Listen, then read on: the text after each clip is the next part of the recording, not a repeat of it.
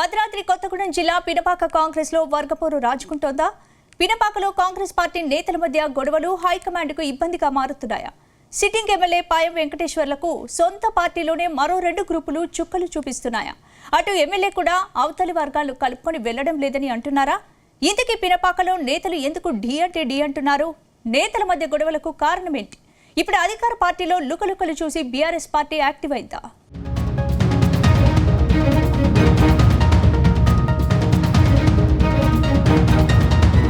ఉమ్మడి ఖమ్మం జిల్లా కాంగ్రెస్ కు కంచుకోట. రాష్ట్రమంతటా బీఆర్ఎస్ గాలి వీచినా ఖమ్మం జిల్లాలో మాత్రం గులాబీ పార్టీ ప్రభావం అంతంత మాత్రమే. అందుకే ఇతర పార్టీలో గెలిచిన ఎమ్మెల్యేలను బీఆర్ఎస్ పార్టీలో చేర్చుకోవడంలో గులాబీ బాస్ కేసీఆర్ సక్సెస్ అయ్యారు. 2018 ఎన్నికల్లో భద్రాద్రి జిల్లా పినపాకలో కాంగ్రెస్ నుంచి గెలిచిన రేగా కాంతారావును అధికార పార్టీలో చేర్చుకున్నారు. ఆ తర్వాత 5 ఏళ్లు జిల్లాలో గులాబీ పార్టీ బలోపేతం కోసం రేగా కాంతారావు గట్టి ప్రయత్నాలే చేశారు. అయితే 2023 ఎన్నికల్లో మాత్రం జిల్లాలో కాంగ్రెస్ పార్టీ హవా గట్టిగా వీయడంతో పినపాకలో గులాబీ పార్టీకి దిమ్మ తిరిగే షాక్ తగిలింది. అక్కడ కాంగ్రెస్ అభ్యర్థి పాయం వెంకటేశ్వర్లు భారీ మెజార్టీతో విజయం సాధించారు. అయితే రాష్ట్రంలో కాంగ్రెస్ పార్టీ అధికారంలోకి రావడంతో ఇప్పుడు సిట్టింగ్ ఎమ్మెల్యే తన ఆధిపత్యం కోసం ప్రయత్నాలు మొదలుపెట్టారు. కానీ కాంగ్రెస్ పార్టీలో మరో వర్గం ఆయనకు అస్సలు సహకరించట్లేదని తెలుస్తోంది. అంతేకాదు ఇప్పుడు మరో వర్గం కూడా ఎమ్మెల్యేకు చుక్కలు చూపిస్తుండడంతో పినపాకలో 3 ముక్కలాట అన్న చర్చ జరుగుతోంది.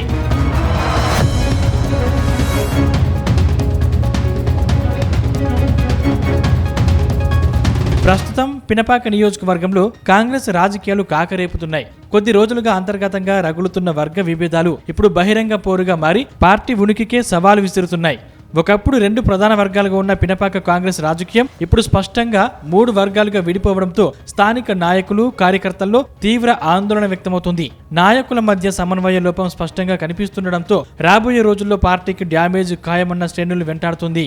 ఇటీవల పినపాక నియోజకవర్గంలో డిప్యూటీ సీఎం భట్టి విక్రమార్క, మరో మంత్రి పొంగులేటి శ్రీనివాసరెడ్డి పర్యటించారు. ప్రభుత్వ పార్టీ కార్యక్రమాల్లో మంత్రులు పాల్గొన్నప్పటికీ స్థానిక సీనియర్ నాయకుడు తుళ్లూరి బ్రహ్మయ్య, ఆయన అనుచరులు దూరంగా ఉండడం చర్చనీయాంశంగా మారింది. తన రాజకీయ ఆధిపత్యాన్ని చాటుకునేందుకే బ్రహ్మయ్య మంత్రుల పర్యటనకు దూరంగా ఉన్నారని ప్రచారం సాగుతుంది.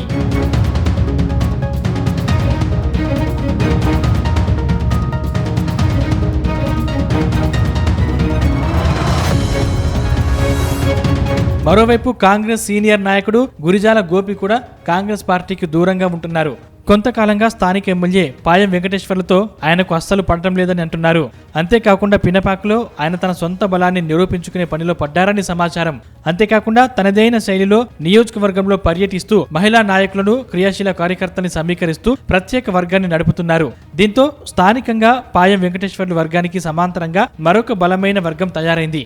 కానీ ఎమ్మెల్యే పాయం వెంకటేశ్వర్లు వర్గం మాత్రం అధికారికంగా పార్టీ కార్యక్రమాలు నడిపిస్తూ తన ఆధిపత్యాన్ని నిలబెట్టుకునే ప్రయత్నాల్లో ఉంది.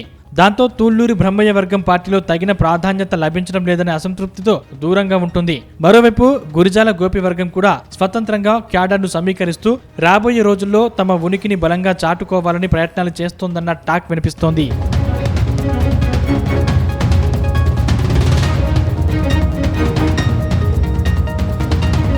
గత అసెంబ్లీ ఎన్నికలకు ముందు పినపాకలో కాంగ్రెస్ టికెట్ కోసం తీవ్ర పోటీ కొనసాగింది. చందా సంతోష్, పోలుబోయిన శ్రీవాణి, తుళ్లూరు బ్రహ్మయ్యలతో పాటు పాయం వెంకటేశ్వర్లు రేసులో నిలిచారు. అయితే అధిష్టానం మాత్రం పాయం వెంకటేశ్వర్లకు అవకాశం కల్పించింది.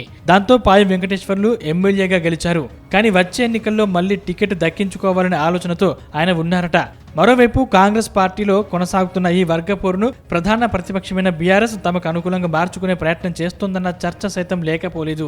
బీఆర్ఎస్ జిల్లా అధ్యక్షుడు, మాజీ ఎమ్మెల్యే రేగా కాంతారావు నియోజకవర్గంలో జరుగుతున్న ప్రతి రాజకీయ పరిణామాన్ని నిశితంగా పరిశీలిస్తున్నారు. కాంగ్రెస్ బలహీన పడితే ఆ ఓటు బ్యాంకును తమ వైపు తిప్పుకోవచ్చని బీఆర్ఎస్ వ్యూహాలు రచిస్తోంది.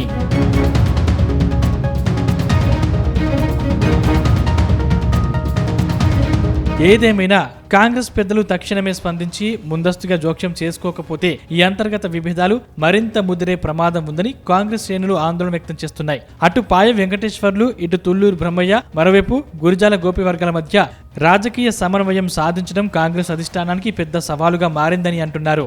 ఈ ముగ్గురు నేతలు తమ స్వార్థ రాజకీయాలను పక్కన పెట్టి ఐక్యంగా ముందుకు సాగితేనే పార్టీ నిలబడుతుందని, లేదంటే ఈ అంతర్గత పోరు ప్రత్యర్థులకు వరంగా మారే అవకాశం ఉందని రాజకీయ విశ్లేషకులు హెచ్చరిస్తున్నారు. చూడాలి మరి పినపాకలో జరుగుతున్న గ్రూప్ వార్ను కాంగ్రెస్ పెద్దలు ఎలా కంట్రోల్ చేస్తారో.